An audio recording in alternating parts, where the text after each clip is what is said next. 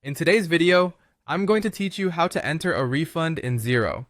This process is straightforward, but it's always good to pay attention to the details to make sure everything is handled correctly. First, open your Xero account. Once you're logged in and on the dashboard, look for the Reconcile button. You might see a few transactions waiting for reconciliation indicated by a number next to it, like Reconcile 27 items. That's where you need to click. Next, you'll be taken to a list of transactions.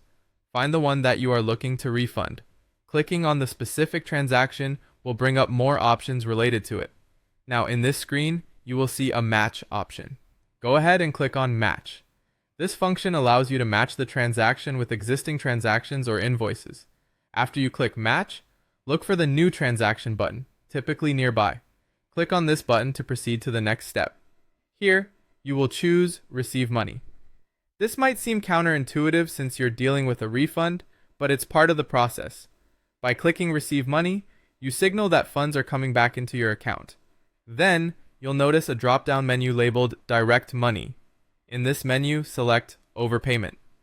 This option ensures that the funds are categorized correctly as a refund.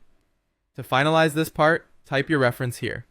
This reference is crucial for documentation and tracking purposes.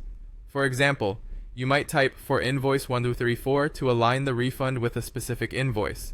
Once you've entered your reference, click on Save Transaction. Make sure everything looks correct.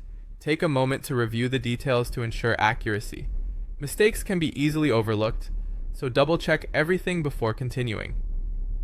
After saving the transaction, click Reconcile. This step records your matched transaction and moves it from your list of unreconciled items to your account statement. With reconciliation complete, navigate to the Sales section of the menu and click on Invoices. From there, identify the customer for whom you're issuing a refund by clicking on their name. Now, it's time to select the date for the refund. This should match the date the refund is processed or initiated. Lastly, choose the payment source from where the refund will be issued. Ensure you have the correct payment account selected. Then enter a reference here as well, just like before. As a final step, click on Add Refund. This will process the refund within your Xero account.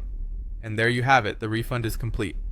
Remember, you can return back to the dashboard or your list of reconciled transactions if you need to double-check any details or review your work. I hope this tutorial makes the refund process simple and straightforward for you.